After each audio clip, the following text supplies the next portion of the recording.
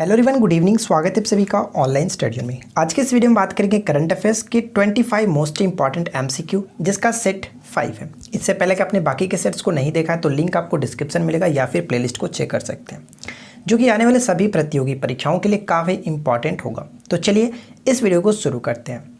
आज के इस वीडियो का फर्स्ट क्वेश्चन हमारा ये बनता है कि ट्राइब्स इंडिया शोरूम का उद्घाटन कहाँ हुआ है। जनजातीय मंत्री जो हैं, जनजातीय मंत्रालय के जो मंत्री हैं अर्जुन मुंडा के द्वारा ये ट्राइब्स इंडिया शोरूम का उद्घाटन किया गया बम्बई में। ऑप्शन नंबर सी बिल्कुल करेक्ट आंसर हो जाता है, याद रखेंगे। ठीक है, आगे बढ़ते हैं। आगे बढ़ने से पहले आपसे एक छोटी सी अपडेट्स के बारे में बात करते हैं। कल यानी कि 8 अक्टूबर को अनअकैडमी पे हमारा पॉलिटिका मैराथन स्टार्ट हो रहा है। ठीक है, स्पेशल मैराथन जो कि बीपीएससी प्रीलिम्स के लिए 12 बजे दोपहर से लेकर के शाम को 7 बजे तक आपको पूरा पॉलिटी पढ़ाया जाएगा, जिसमें आपको पूरा के पूरे टॉपिक्स कवर किए जाएंगे पॉलिटिक्स के। ठीक है, अगर आप इंटरेस्टेड हैं तो आप ज़रूर कल फॉलो करें। और साथ ही साथ मैं आपको बता दूं कि बिहार ज्योग्राफी का बीपीएससी के लिए स्टार्ट हो रहा है और ये हमारा 8 से लेकर के 15 अक्टूबर तक चलेगा। साथ ही साथ कुछ और भी क्लासेस है जो कि आपके इंपॉर्टेंट है, आप यहाँ पे देख सकते हैं। पॉलिटी के लिए बीपीएससी के क्लास फ्री में आपको ये सभी कराए जाएंगे 8 से लेकर के 15 अक्टूबर तक, जो कि रेगुलर 5 बजे शाम को अविनाश सर के द्वारा। और इसी तरह के मॉडर्न हिस्ट्री भी आप चाहो तो कवर कर सकते हैं। ठीक है, और सबसे इंपॉर्टेंट पॉइंट्स मैं आपके साथ एक और शेयर करना चाहता हूँ। मैं आपको और बता दूं कि देखिए, आपको पता है कि हमारी कोर्सेज स्टार्ट हो चुकी हैं बिहार एसआई मेंस के लिए और साथ ही साथ बीपीएससी के लिए। तो अगर आप हमारे कोर्सेज को परचेज करना चाहते हैं तो रेफरल जो कोड है, अगर आप मेरा निरंजन 10 यूज़ करते हैं तो आपको 10% का डिस्काउंट मिल जाएगा। लिंक आपको नीचे डिस्क्रिप्शन में दिया गया, आप वहाँ से चेक कर सकते हैं। तो चलिए आज के इस वीडियो को शुरू करते हैं। सेकेंड क्वेश्चन ये कह रहा है कि प्रत्येक वर्ष 14 अप्रैल को बाबा साहब भीमराव अंबेडकर जयंती पर मनाया जाता है। इस क्वेश्चन का सही आंसर किसे टिक करेंगे? ऑप्शन नंबर सी को, समानता दिवस के रूप में मनाया जाता है। ठीक है, मैं आपको बता दूं कि अंबेडकर जी की जो जन्म हुआ था वो कब हुआ था? 14 अप्रैल 1891। ठीक है, 14 अप्रैल 1891। और इनका जो मृत्यु हुआ था वो कब हुआ था? तो 6 दिसंबर 1956। याद रखेंगे, 6 दिसंबर 1956 को। चलिए थर्ड क्वेश्चन देखिए क्या कह रहा है। थर्ड क्वेश्चन ये है कि राइडर एक्स, जिसका हाल ही में अनावरण किया गया, क्या है? राइडर एक्स काफ़ी चर्चा में भी था, तो राइडर एक्स हाल ही में इसका जो कि अनावरण किया गया। और ये क्या था? तो मैं आपको बता दूं कि पुणे में आयोजित राष्ट्रीय विस्फोटक डिटेक्शन जो कार्यशाला में इसका अनावरण किया गया। विस्फोटक डिटेक्शन डिवाइस है ये एक प्रकार का, इसलिए ऑप्शन नंबर बी को टिक करेंगे। काफ़ी अच्छा प्रश्न बन सकता है, इस पॉइंट्स को आप याद रखेंगे। नेक्स्ट क्वेश्चन क्या कह रहा है कि वन अरेंज्ड मर्डर, ठीक है, वन अरेंज्ड मर्डर नामक पुस्तक के लेखक कौन है? तो वन अरेंज्ड जो मर्डर पुस्तक के लेखक हैं वो है चेतन भगत, इसलिए ऑप्शन नंबर हम सी को टिक करेंगे। ठीक है, option C will be correct answer. एक क्वेश्चन मैं आपको और बताता हूँ अरुंधति राय का, जिनका हाल ही में जो नया पुस्तक इनका लॉन्च हुआ था, उस पुस्तक का नाम क्या है? माई स्टीरियस हार्ट। ठीक है, माई स्टीरियस हार्ट, आप इसको याद रखिएगा। आगे बढ़ते हैं। क्वेश्चन नंबर 5 में क्या कह रहा है कि स्विगी ने किस बैंक के साथ मिलकर के अपना digital wallet Swiggy money launch किया? हाल ही में स्विगी ने किस बैंक के साथ मिलकर के अपना डिजिटल वॉलेट जो कि स्विगी मनी नाम से लॉन्च किया? तो इस क्वेश्चन का सही आंसर किसे टिक करेंगे? ICICI bank. Option number D बिल्कुल करेक्ट आंसर होगा, आईसीआईसीआई बैंक। अगला प्रश्न देखिए क्या दिया गया। हाल ही में लॉन्च पुस्तक the Yogini poems love and life के लेखिका कौन है? हाल ही में हुई लॉन्च पुस्तक जो है the Yogini poems love and life के लेखिका कौन है? इस क्वेश्चन का सही आंसर हम टिक करेंगे ऑप्शन नंबर ए को, अदिशा दास। ठीक है, option A will be correct answer. Savita Chhabra ji के बारे में आपको बताया था इससे पहले वाले वीडियो में कि सविता छाबड़ा जी की जो पुस्तक का नाम क्या था? Legacy of learning. ठीक है, लीगेसी ऑफ लर्निंग। आगे बढ़ते हैं। नेक्स्ट क्वेश्चन कह रहा है कि क्रिकेटर लीसा स्थालेकर को अंतर्राष्ट्रीय क्रिकेट परिषद में हॉल ऑफ फेम में शामिल किया गया। ठीक है, हॉल ऑफ फेम में शामिल किया गया। वे किस देश के क्रिकेट टीम की कैप्टन रह चुकी हैं?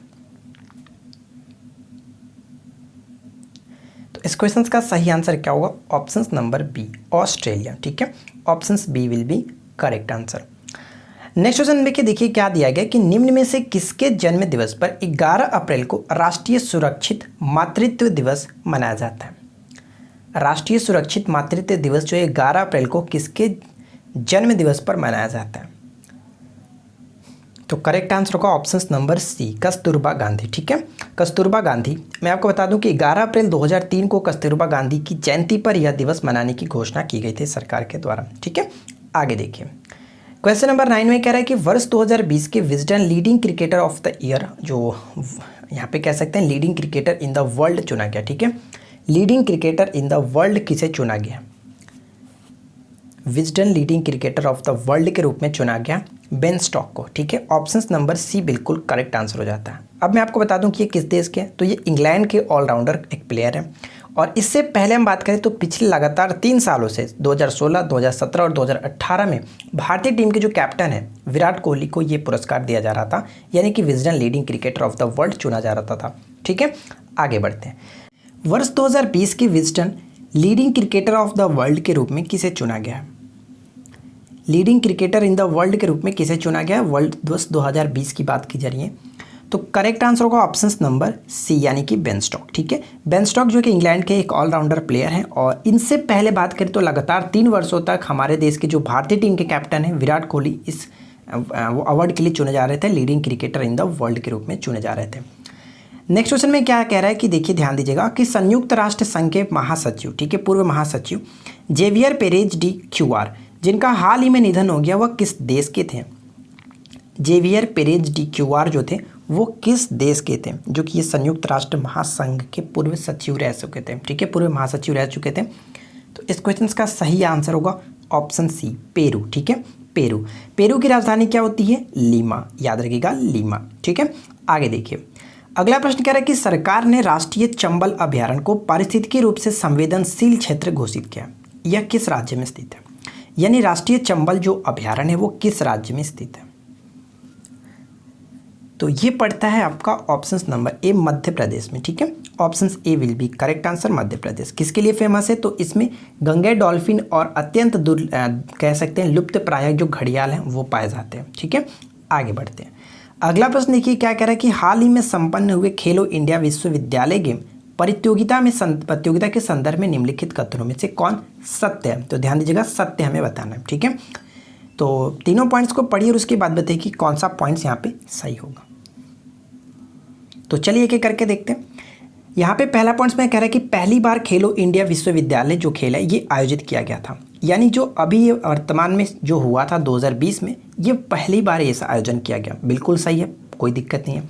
यह प्रतियोगिता कहाँ पर आयोजन हुआ? तो उड़ीसा में खेला गया था। बिल्कुल सही है, इसमें भी कोई दिक्कत नहीं। नेक्स्ट पॉइंट में कह रहा है कि पंजाब विश्वविद्यालय ने सर्वाधिक पदक जीत करके चैंपियंस ट्रॉफी अपने नाम की। तो यहाँ पे बात बिल्कुल सही की गई है, तो कोई प्रॉब्लम नहीं है, इनके तीनों के तीनों बिल्कुल सही है। अब यहाँ पे हम एक पॉइंट्स बात करते हैं कि कुल कितने पदक जीता था? तो 46 पदक। ठीक है, 46 पदक, जिसमें गोल्ड कितने थे? 17 गोल्ड के साथ टॉप पे रहा। सेकंड नंबर पे कौन रहा? तो सावित्री बाई फुले जो विश्वविद्यालय वो सेकंड नंबर पे। तो आई होप कि यहाँ तक आपको कोई प्रॉब्लम नहीं है, काफ़ी अच्छे तरीके से हम लोगों ने तीनों के तीनों देखा, सही है। इसलिए ऑप्शन नंबर हम डी को टिक करेंगे, option D will be correct answer. Clear? चलिए अगला प्रश्न देखिए क्या दिया गया। नेक्स्ट क्वेश्चन ये कह रहा है कि रक्षा अनुसंधान और विकास संगठन यानी कि डीआरडीओ द्वारा विकसित स्वाति रडार के निर्यात के लिए भारत ने किस देश के साथ समझौता किया है? स्वाति रडार के लिए किस देश के साथ समझौता किया गया? तो ये समझौता हुआ है आर्मीनिया के साथ। ऑप्शन नंबर बी बिल्कुल सही आंसर है, और 280 करोड़ रुपए की ये रक्षा समझौता है। अगला प्रश्न में क्या कह रहा है कि हाल ही में संपन्न हुए संयुक्त अभ्यास इंद्रधनुष के साथ शामिल हुआ था, यानी इंद्रधनुष के साथ जो कि भारत के साथ कौन शामिल हुआ था ये आपको बताना है। तो इंद्रधनुष जो होता है वो ब्रिटेन के साथ होता है। ठीक है, इंद्रधनुष ब्रिटेन के साथ, और सिर्फ इंद्र की बात की जाती है तो इंद्र जो होता है वो रूस के साथ होता है। नेक्स्ट प्रश्न में क्या कह रहा है कि किस इस्लामिक स्टेट ने पहला परमाणु रिएक्टर बराका, ठीक है, बराका ने काम करना शुरू किया? किस देश का ये पहला परमाणु रिएक्टर है जो कि बराका नाम से अपना काम करना स्टार्ट कर दिया? 1400 मेगावाट के दबाव वाले पानी के रिएक्टर से बिजली उत्पन्न करेगा ये। और मैं आपको बता दूं सबसे पहला बात की जो बाराका है इसका मतलब क्या होता है? बाराका जो शब्द है ये अरबी शब्द में इसका अर्थ होता है आशीर्वाद। ठीक है, और ये स्टार्ट किया गया संयुक्त अरब अमीरात के द्वारा। ऑप्शन नंबर डी बिल्कुल सही आंसर है। नेक्स्ट क्वेश्चन देखिए क्या कह रहा है। किस प्रौद्योगिकी संस्थान के छात्रों ने हवाई यात्रा के लिए संपर्क रहित मोबाइल एप्लीकेशन फ्लाईजी विकसित किया? तो बताइए कि फ्लाईजी नामक जो मोबाइल रहित एप्लीकेशन है, संपर्क रहित एप्लीकेशन है, ये किसके द्वारा विकसित किया गया? किस संस्था के छात्रों के द्वारा? तो ये विकसित किया गया आईआईटी गुवाहाटी के छात्रों के द्वारा, इसलिए ऑप्शन हम सी को टिक करेंगे। क्लियर? आगे बढ़ते हैं। अगला प्रश्न में कह रहा है कि लॉन्च पुस्तक Vijyant at Kargil the life of a Kargil hero के लेखक कौन है? बताइए कि Vijyant at Kargil the life of a Kargil hero के लेखक कौन है। तो इसके जो लेखक है ऑप्शन नंबर सी होगा, ऑप्शन ए और बी दोनों, यानी कि कर्नल वी.ए. थापर और नेहा द्विवेदी, ये दोनों ने मिलकर के इस पुस्तक को लिखा है। ऑप्शन नंबर सी बिल्कुल करेक्ट आंसर हो जाता है।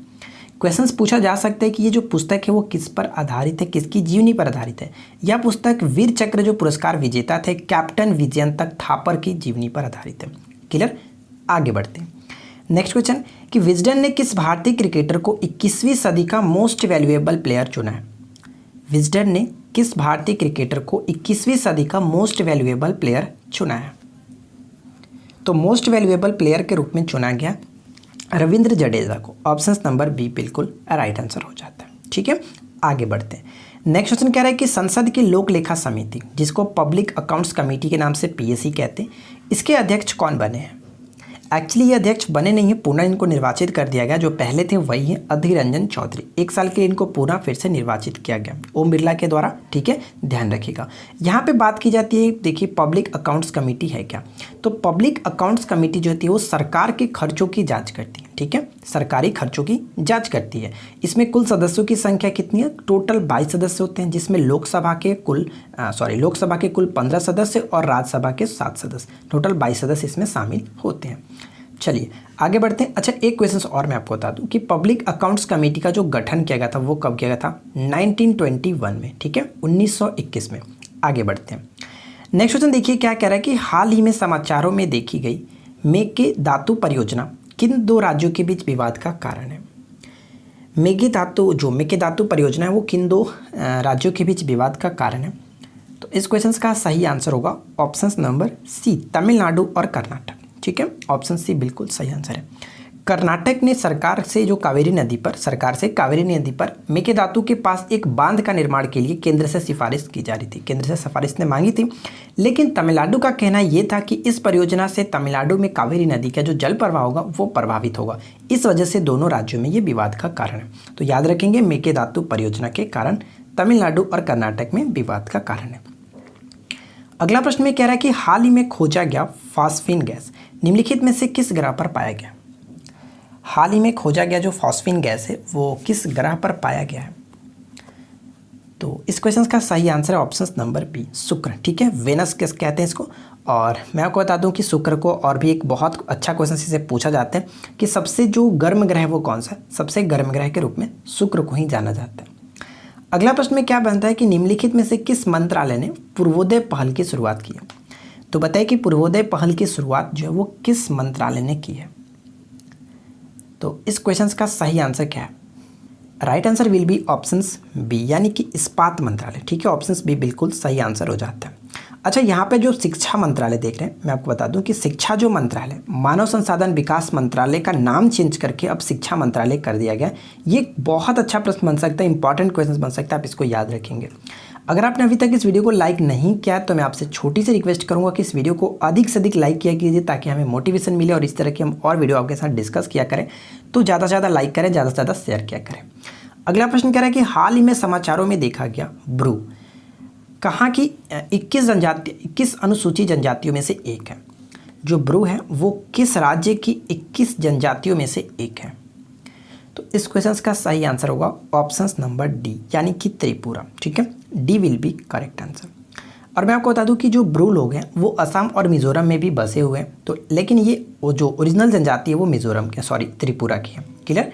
हाल ही में जारी विश्व बैंक के वार्षिक मानव पूंजी सूचकांक 2020 में भारत का रैंक क्या है। सबसे पहले बात करते हैं कि ये जो मानव पूंजी सूचकांक 2020 जारी किया जाता है विश्व बैंक के द्वारा, इसमें शामिल क्या है।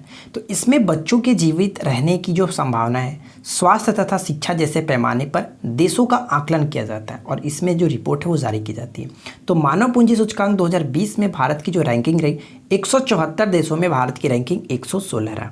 ऑप्शन नंबर बी बिल्कुल सही आंसर हो जाता है। सबसे टॉप पे कौन रहा, तो सबसे टॉप पे Singapore, second Hong Kong, third Japan. ठीक है, और ये पिछली बार जो जारी किया गया था 2018 में जारी किया गया था। तो ये पॉइंट्स भी याद रखेंगे। आगे बढ़ते हैं और देखिए नेक्स्ट क्वेश्चन हमारा क्या कह रहा है। नेक्स्ट प्रश्न ये कह रहा है कि नील द्वीप का नाम बदल करके क्या रखा गया। काफ़ी चर्चा में ये क्वेश्चन था कि नील द्वीप का नाम बदल करके क्या रखा गया। तो इस क्वेश्चन का सही आंसर है नील द्वीप का नाम बदल करके शहीद द्वीप कर दिया गया। नील द्वीप का नाम शहीद द्वीप। और हैवलॉक द्वीप का नाम बदल करके स्वराज द्वीप किया गया। हैवलॉक का नाम बदल कर स्वराज। और नेताजी सुभाष चंद्र बोस द्वीप, तो बोस द्वीप यानी कि रॉस द्वीप। रॉस द्वीप का नाम बदल करके बॉस द्वीप कर दिया गया। ठीक है, रॉस बॉस याद रख सकते हैं, कोई प्रॉब्लम नहीं होगी। ठीक है, अगर आपको वीडियो पसंद आई हो तो वीडियो को लाइक कीजिए, अपने दोस्तों के साथ अधिक से अधिक शेयर कीजिए। अब आपके लिए क्यूज का क्वेश्चन जो कि राइट आंसर आप नीचे कमेंट्स करके बताएंगे क्या होगा सही आंसर। पहला क्वेश्चन ये पूछा जा रहा है, माई स्टूडियोस हार्ट पुस्तक की लेखक कौन है। ठीक है, पहला क्वेश्चन। सेकंड क्वेश्चन ये कि हाल ही में फ्लोरेंस नाइटिंगेल की कौन सी जयंती मनाई गई। ठीक है, कौन सी जयंती मनाई गई है मैं आपको बताया था इससे शायद पहले वीडियो में। ठीक है, फर्स्ट जो सेट था उससे बताया था। थर्ड पॉइंट ये कह रहा है कि मानव संसाधन विकास मंत्रालय का नया नाम क्या है। क्लियर, पेरू की राजधानी क्या है आप नीचे कमेंट्स करके बताएंगे। और साथ ही साथ फिफ्थ क्वेश्चन ये, नेताजी सुभाष चंद्र बोस द्वीप में किस द्वीप का नया नाम है। ठीक है, ध्यान दीजिएगा किस द्वीप का नया नाम है। तो उम्मीद करते हैं कि वीडियो आपको जरूर पसंद आई होगी। अच्छा लगा हो तो लाइक करें, दोस्तों के साथ शेयर करें और इस तरह की और वीडियो के लिए हमारे चैनल को सब्सक्राइब करके नोटिफिकेशन बेल को ऑन रखिए। हम मिलते हैं नेक्स्ट वीडियो में किसी नए टॉपिक के साथ। Thanks for watching, keep learning, have a good day.